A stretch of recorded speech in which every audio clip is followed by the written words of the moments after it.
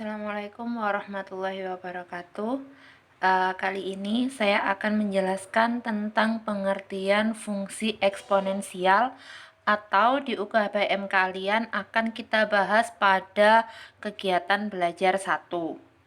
Nah, sebelum kita bahas tentang pengertian fungsi eksponensial, saya akan mengulang sedikit materi yang sebenarnya sudah pernah kalian pelajari di SMP.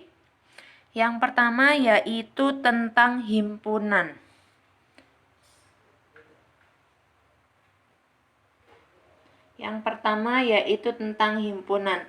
Apa itu himpunan? Himpunan itu adalah kumpulan. Kumpulan yang bagaimana? Kumpulan yang terdefinisi. Terdefinisi dengan jelas. Jadi syaratnya dia harus terdefinisi dengan jelas. Maksudnya bagaimana? Misalnya ada kumpulan buku matematika. Nah, sudah pasti dia yang ada labelnya buku matematika berarti termasuk himpunannya. Tapi yang selain itu berarti bukan himpunannya. Nah, sekarang kalau yang tidak jelas bagaimana? Misalnya himpunan atau kumpulan dari cewek-cewek cantik. Nah, himpunan dari cewek cantik. Nah, cantiknya seperti apa? Belum tentu menurut si A itu cantik, tapi menurut si B dia tidak cantik. Karena cantik itu kan relatif. Nah, seperti itu. Itu berarti terdefinisinya belum jelas. Gitu ya, bisa membedakan. Ya, yang selanjutnya yang akan kita bahas yaitu tentang fungsi itu sendiri. Sebelum kita membahas tentang fungsi eksponensial, kita ulang sedikit tentang fungsi. Fungsi secara definisinya itu yang bagaimana? Fungsi itu adalah aturan. Aturan yang bagaimana? Aturan yang memasangkan dua himpunan. Aturan yang memasangkan dua himpunan. Apakah ada dua himpunan dipasangkan itu sudah termasuk fungsi? Tidak. Kalau fungsi dia ada syaratnya. Apa syaratnya? Misalnya, di sini saya buat. Nah, ada yang masih ingat ini dia namanya apa? Ya, ini dia namanya diagram panah. Misalnya di sini ada A, B, C, di sini ada 1, 2. Yang namanya fungsi, karena ini dari A ke B, nah panahnya kan dia ke arah sana.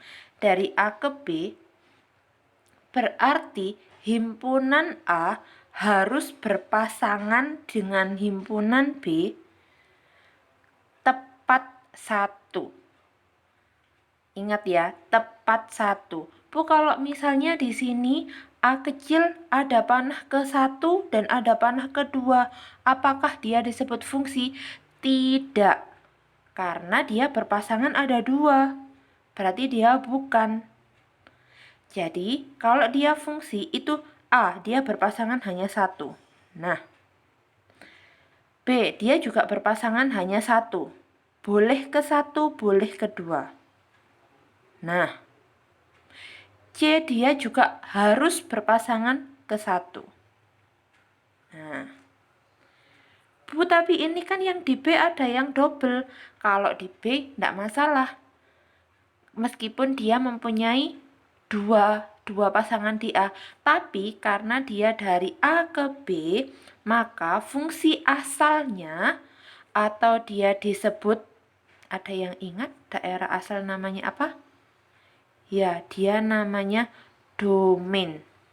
Fungsi asalnya atau domainnya dia harus berpasangan tepat 1. Tidak boleh lebih, tidak boleh kurang. Harus tepat 1. Gitu ya. Jadi fungsi itu adalah aturan yang memasangkan dua himpunan di mana himpunan asalnya atau domainnya dia berpasangan tepat 1.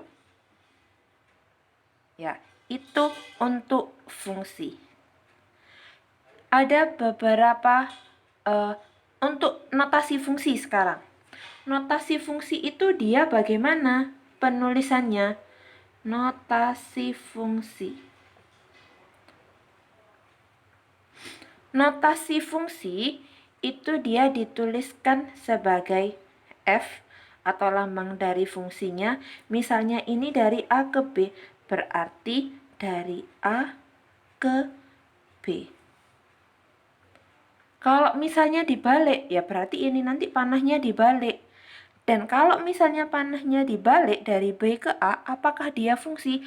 Bukan, karena yang jadi domain kan yang B. Yang B punya dua pasangan, jadi dia bukan fungsi. Bu, terus ini maksudnya bagaimana? Misalnya, ada bentuk lain. F dari X menjadi 2X.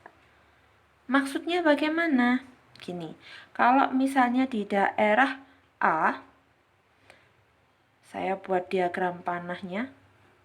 Misalnya di daerah A itu isinya 1, 2, 3. Maka di daerah B atau himpunan B itu isinya 1. Ini dari A ke B, ini harus di fungsinya dia 2X. Jadi 1, 2 dikali 1, 2, baru dia dipasangkan. 2 dikali 2, 4, baru dia dipasangkan. 2 dikalikan X-nya dia 3, 6, baru dipasangkan. Nah, ini dia berpasangan tepat 1, ndak ada yang tidak berpasangan, ndak ada juga yang pasangannya double. Bu, apakah bentuknya hanya seperti ini? Tidak, bisa juga kalau misalnya dia bentuknya pangkat.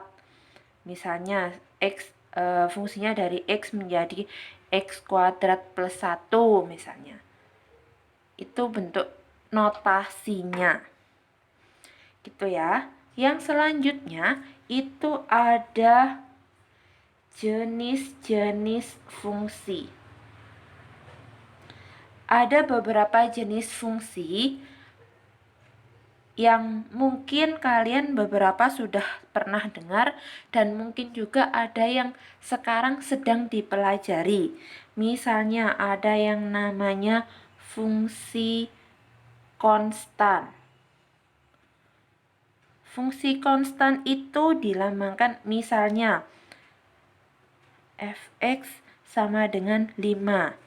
Kenapa kok konstan? Konstan itu tetap karena di sini tidak ada variabelnya. Oh ya, variabel itu apa? Nah, kita ingat lagi sebelum kita lanjutkan ke jenis-jenis fungsi, saya tuliskan di sini sedikit tentang aljabar. Semoga kalian sudah pernah mendengar di waktu SMP. Di dalam aljabar itu ada yang namanya variabel, ada yang namanya koefisien, ada yang namanya konstanta, ada yang namanya suku. Variabel dia ada 2, ada yang namanya variabel bebas, ada juga yang namanya variabel terikat. Oke, kita bahas ini sebentar. Misalnya saya punya Y sama dengan 2X plus 5. Di sini dia ada, saya punya persamaan Y sama dengan 2X plus 5. Yang pertama dia adalah Yang akan kita bahas adalah sukunya. Suku itu adalah ini. 1, 2. Jadi dia biasanya dipisahkan oleh tanda penjumlahan atau pengurangan. Itu dia disebut suku. Gitu ya. Jadi ini sukunya dia ada 2. Yang selanjutnya itu adalah konstanta. Konstanta itu adalah tetap, sama seperti ini tadi. Fungsi konstan itu fungsi tetap. Konstanta itu berarti dia yang tetap, tidak pernah berubah. Yang bagaimana yang tidak pernah berubah? Yang sendirian, hanya angka, tidak ada hurufnya.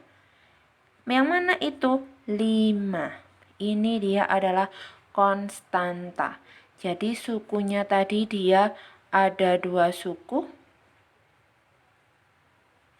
Konstantanya dia 5. Koefisien itu apa? Koefisien itu adalah bilangan di depan huruf atau variabel. Dalam hal ini berarti yang disebut koefisien itu berarti yang 2 ini adalah koefisiennya. Bisa bedakan ya. Kalau yang suku ini tadi banyaknya ini dipisahkan oleh tanda plus atau minus, penjumlahan atau pengurangan. Itu suku. Tapi kalau koefisien ini dia yang ada di depannya X atau di depannya variabel. Nah, sekarang yang terakhir adalah variabel. Variabel di sini ada 2, ada variabel bebas dan ada variabel terikat. Maksudnya bagaimana? Variabel bebas itu kalau di dalam fungsi diagram panah itu yang ada di X. Jadi kita terserah, tidak terikat dengan apapun. Kalau di dalam hal ini itu juga X-nya. Variabel bebas itu dia X-nya. Variabel terikat itu dia Y-nya. Kok bisa gitu, Bu? Nah, misalnya untuk X sama dengan 1, berarti ya 2 dikalikan 1 ditambah 5. Berapa? 2 kali 1, 2 ditambah 5 berarti 7. Nah, berarti Y sama dengan 7. Untuk X sama dengan 1, Y sama dengan 7. Jadi, Y itu tergantung atau terikat dengan X.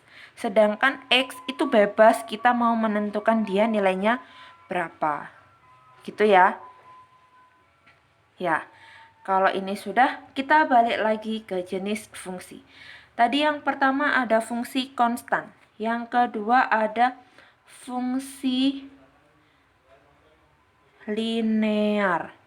Fungsi linear itu dia yang bentuknya tidak variabelnya, ingat variabel tadi apa? Iya, yang hurufnya tidak ada pangkatnya. Misalnya 2x plus 1. Nah, ini dia fungsi linear. Kalau ini tidak ada pangkatnya, bagaimana dengan kalau ada pangkatnya? Nah, kalau ada pangkatnya, dia menjadi fungsi kuadrat. Misalnya, fx sama dengan 2x kuadrat plus 4.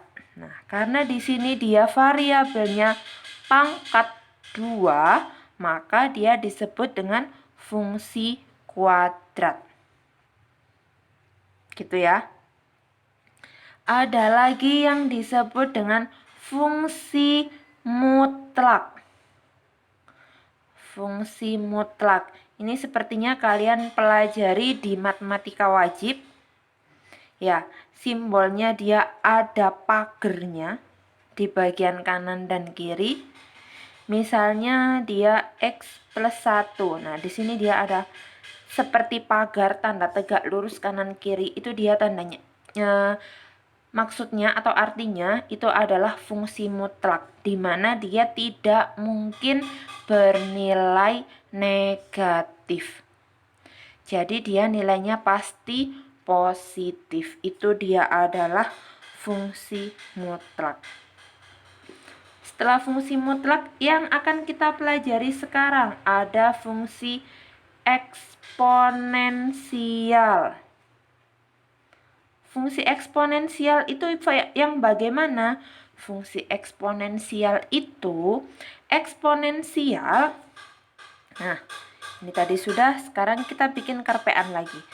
Eksponensial itu sebenarnya adalah pangkat. Ya, di kelas 9 insya Allah harusnya kalian sudah belajar tentang perpangkatan atau sifat-sifat eksponensial. Misalnya ada, sambil mengingat-ingat lagi ya. Misalnya ada A pangkat P dikali dengan A pangkat Q, maka dia sama dengan, ya, A pangkat P ditambah Q. Selanjutnya, kalau ada A pangkat P dibagi dengan A pangkat Q, maka dia sama dengan A pangkat P dikurangi Q. Sifat yang lain lagi, kalau ada A pangkat min P, itu pangkatnya bisa berubah jadi positif kalau dia posisinya dirubah menjadi penyebut, jadi 1/A pangkat P. Nah, sifat yang lainnya lagi, kalau misalnya ada A pangkat P dipangkatkan lagi Q, berarti dia A pangkat P Q. Sifat yang lainnya lagi, kalau ada A B dipangkatkan P, itu artinya A pangkat P dikalikan dengan B pangkat P. Satu lagi, kalau ada A per B dipangkatkan P, itu artinya A pangkat P dibagi dengan B pangkat P. Sudah ingat? Ya, ini kira-kira sudah pernah kalian pelajari di kelas 9 kemarin. Semoga masih ingat. Jadi sebenarnya eksponensial itu adalah pangkat. Tapi kalau dia fungsi eksponensial, di sini yang menjadi pangkat itu adalah variabelnya. Gitu ya. Jadi kalau misalnya yang kalian pelajari sebelumnya mungkin ada 3 pangkat 2 dan sebagainya, yang akan kita pelajari di fungsi eksponensial itu misalnya ada 2 pangkat X, atau ada juga 5 pangkat X. Nah, itu dia eksponensial. Jadi pangkatnya dia berupa variabel. Oke? Ya. Yang selanjutnya, jenis fungsi yang selanjutnya ada fungsi logaritma. Jadi nanti setelah kita belajar fungsi eksponensial, kita belajar fungsi logaritma. Fungsi logaritma itu yang bagaimana? Ciri-cirinya fungsi logaritma itu biasanya dia ada 2 log 5x. Nah, ada log, ini dia artinya logaritma. Gitu ya. Oke, itu untuk jenis-jenis fungsi. Ini hanya beberapa saja yang saya sampaikan. Sebenarnya ada banyak sekali, tapi yang akan kita pelajari sekarang atau di materi matematika wajib itu nanti fungsi eksponensial dan fungsi logaritma. Oke, fungsi eksponensial itu dia ada syaratnya. Syaratnya bagaimana? Nah, saya cantumkan sedikit syaratnya untuk fungsi eksponensial. Atau rumusnya bagaimana? Fungsi eksponensial ini tadi kan contohnya, contoh bentuknya dia 2 pangkat X atau 5 pangkat X. Tapi rumusnya secara umum, fungsi eksponensial itu adalah fx sama dengan A pangkat X dengan A lebih dari 0 dan A tidak sama dengan 1. Nah, ini yang harus kalian ingat. Jadi, kalau misalnya di sini ada, misalnya ini ya, ada f(x) sama dengan 1/x. Boleh enggak dia? Apakah dia disebut fungsi eksponensial? Tidak. Kenapa kok tidak? Karena syaratnya A, dia tidak sama dengan 1. Sedangkan di sini dia nilainya 1. Jadinya dia bukan fungsi eksponensial. Contohnya lagi, misalnya saya punya f(x) sama dengan min 2 pangkat x. Apakah dia termasuk fungsi eksponensial? Bukan fungsi eksponensial. Kenapa?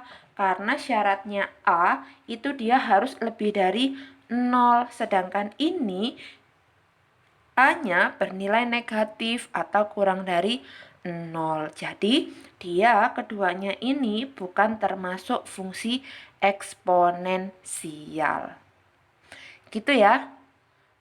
Oke, saya geser sebentar. Nah, ini rangkumannya untuk materi yang pertama, materi di pertemuan yang pertama tentang pengertian fungsi eksponensial. Kalau masih ada yang bingung, bisa diputar lagi videonya atau silakan langsung kalian komen di bawah bagian mana yang kalian belum paham. Nanti akan saya bahas kembali, akan saya perjelas gitu ya. Untuk yang sudah nonton video ini, silakan kalian komen di bawah. Jangan lupa komen nama kalian dan kelas kalian. Jadi biar saya juga bisa mantau siapa saja yang sudah belajar. Gitu ya. Semoga bermanfaat. Kurang lebihnya mohon maaf. Saya akhiri. Wassalamualaikum warahmatullahi wabarakatuh. Kita ketemu di video pertemuan selanjutnya.